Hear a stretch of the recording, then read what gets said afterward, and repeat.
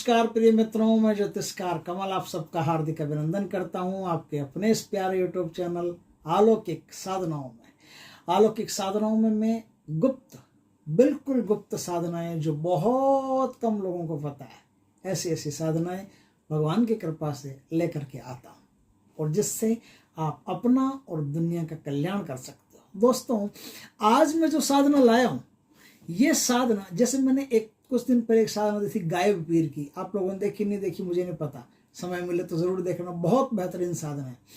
उसी तरह से आज मैं एक साधना लेके आया हूँ, बगीचा पीर की साधना। ये बगीचा पीर की साधना भी अपने आप में बहुत बेशकीमती साधना है। दोस्तों, इस साधना के दम पर क्या क्या किया जा सकता है वो जरा सुन ले। बहुत आसान साधना है, इजी है। यदि आपने कर लिया तो, सफल हो गई तो आप त्रिकाल ज्ञान, किसी भी व्यक्ति का त्रिकाल ज्ञान प्राप्त कर सकते हैं। कोई भी व्यक्ति आपके पास आने से पहले आपको पता चल जाता है कि कौन आने वाला है, कहां से आने वाला है, किस लिए आएगा। आप कहीं जाते हो तो किसी भी स्थान के बारे में, किसी भी वस्तु के बारे में आपको उसका बायोडाटा पूरी तरह से पता चल जाता है। इतना ही नहीं, कोई आदमी आपके पास बैठा है और मन में क्या सोच रहा है, ये तुरंत आपको पता चल जाएगा। बगीचा पीर की मदद से, बगीचा पीर की मेहरबानी से आपके कई ऐसे काम हो जो सरकारी काम हो या गैर सरकारी हो, काम कहीं अटक गए हो तो आपके काम बन जाएंगे। बगीचा पीर की मदद से आपका पैसा कहीं अटक गया हो, किसी को दे दिया हो, पैसा वापस नहीं आ रहा हो, प्रॉब्लम क्रिएट हो गई हो, अब क्या करें, मारे गए, पैसा तो गया काम से, तो बगीचा पीर को अरदास करो, आपका पैसा तत्काल वापस आएगा। देना ही पड़ेगा सामने वाले को। यदि उसके पास पैसे देने की व्यवस्था है और नहीं दे रहा है तो बगीचा पीर की कृपा से आपका पैसा आपको वापस मिलेगा।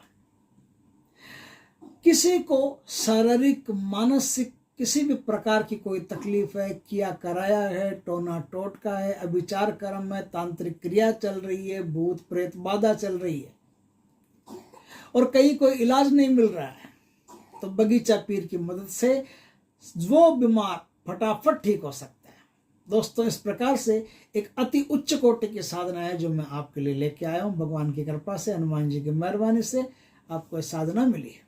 दोस्तों, इस साधना का आप सदुपयोग करें और फट से इसे सिद्ध करके अपना और जगत का कल्याण कर सकते हैं। दोस्तों, ये साधना कब से की जाती है, कैसे की जाती है, इसके बारे में थोड़ी चर्चा कर लेते हैं। यह साधना किसी भी गुरुवार, जुम्मेरात होते हैं ना, जुम्मेरात के दिन से की जाती है। इसके एक दिन पहले किसी भी मजार के ऊपर जाइए, तिल के तेल का एक दीपक रख दीजिए, उनकी धूप जला दीजिए, कुछ 4-5 बतासे रख दीजिए, लौंग, इलायची, इत्र का फाहा भर के वहां रख दीजिए और ये प्रार्थना कीजिए कि हे पीर सैयद अली शाह नबीना, बगीचा पीर, मैं आपकी साधना करने जा रहा हूं, मुझ पर कृपा करें, मुझे अपनी सिद्धि प्रदान करें।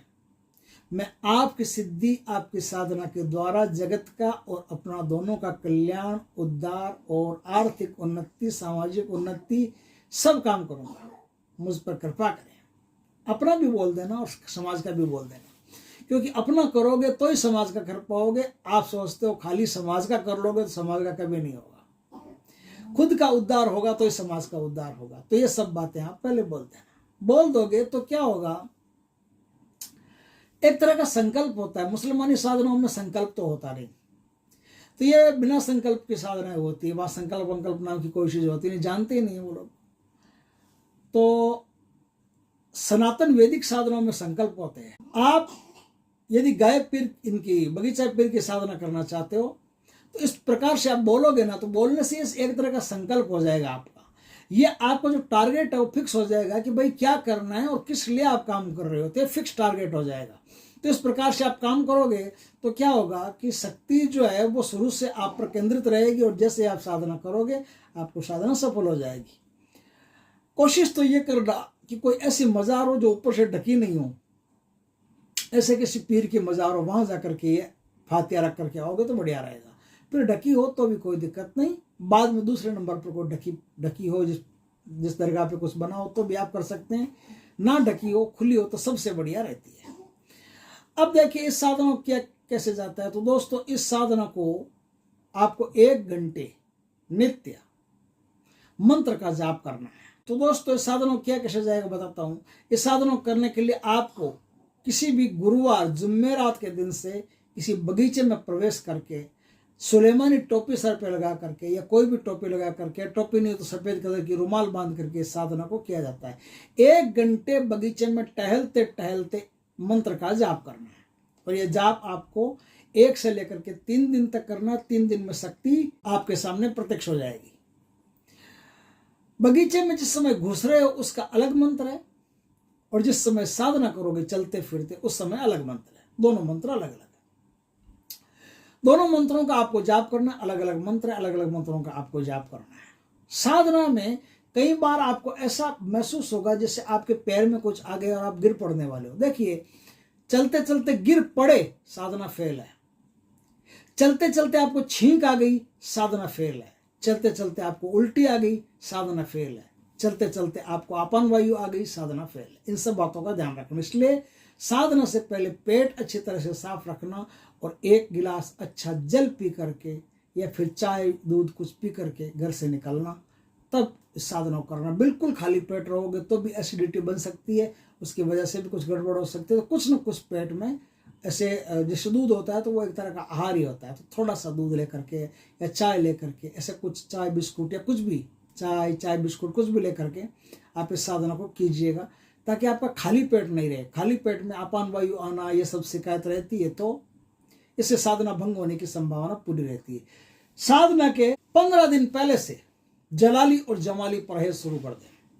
साधना के 15 दिन पहले से मांस, मदिरा, अंडा, प्याज, लहसुन ये सब खाना पीना बंद कर दें। शुद्ध सात्विक आहार खाएं और किसी के घर का बिना मतलब का जल भी नहीं पिए। जब जरूरत हो तभी पिए। अपने हाथ से कोई भी चीज आपको इन दिनों में काटने नहीं है। ब्रह्मचर्य का पूर्ण पालन करना है। दान पुण्य जितना हो सकता है उतना अपने हाथ से दान पुण्य करना। ये कुछ जलाली जमाली परहेज होते हैं, उनका आपको थोड़ा ध्यान रखना और कोई खास बड़ी बात नहीं है। बगीचे में जिस समय घुस रहे हो उस समय आपको एक मंत्र बोलना है। मंत्र है अस्सलामु अलैकुम। अस्सलामु अलैकुम बोलते ना, वो अस्सलामु अलैकुम। अस्सलामु अलैकुम या अहल कुतुर अंतुम सफालाना बन्नुल खाले फुन, ये मूल मंत्र है। नहीं, ये बगीचे में घुसने का मंत्र है। इस मंत्र को बोल करके फिर टांग बगीचे के अंदर डालना। उसके बाद में आपको 1 घंटे टहलते टहलते टहलते टहलते उस मंत्र का जाप करना और ध्यान रखें। ध्यान से टहले, आराम से धीरे धीरे टहले। पैर के नीचे कोई जानवर आकर के मर नहीं जाना चाहिए। चिंटी विंटी कोई कुछ भी हो, ध्यान रख करके उसका। साधना काल में आपके हाथ से कोई भी हत्या हो जाती है तो वो पाप माना जाता है और आपकी साधना बीच में रह जाती है। तो कोई भी चिंटी विंटी नहीं मरनी चाहिए, कोई भी जीव पैर के नीचे नहीं आना चाहिए। इस बात का आपको ध्यान रखना पड़ेगा। अब आप मूल मंत्र का जाप करेंगे 1 घंटा। 4 बजे से लेकर के 5:30 बजे के बीच में इस जाप को आपको करना पड़ता है। जाप आप गुरु से दीक्षित होकर के उनसे मंत्र लेकर के पूरा विधि विधान समझ करके फिर साधना करें, वरना बिना गुरु के पूछे, बिना गुरु के निर्देश के साधना करना हानिकारक हो सकता है। ये पीरों की साधना या कोई भी साधना हो, बिना गुरु के कोई भी साधना करना हानिकारक हो सकता है। उसमें सफलता तो नहीं मिलती, लेकिन जो नुकसान होता है उसकी भरपाई भी नहीं हो सकती कहीं। तो आप गुरु से दीक्षित होकर के फिर इस साधना को कीजिए। अब आपको मैं मूल मंत्र बता देता हूँ। मूल मंत्र है माफी कल्वी गेहरुल्लाह नुर्रे मुजस्सम सल्लल्लाह अकला इल्लाह इल्लाह। ये मूल मंत्र है।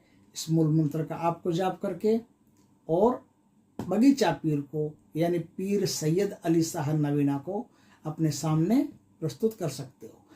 ये पीर सैयद अली शाह नवीना जो है, इनकी शक्ति इतनी जोरदार है कि आप इनकी शक्ति से एक बार के तो बड़ी बड़ी करामातें भी कर सकते हो। इनकी शक्ति से बहुत बड़ी बड़ी करामातें की जा सकती है। ये जब शक्ति सिद्ध होगी तब आपको खुद अपने आप इसके बारे में पता चल जाएगा कि ये चीज़ क्या है।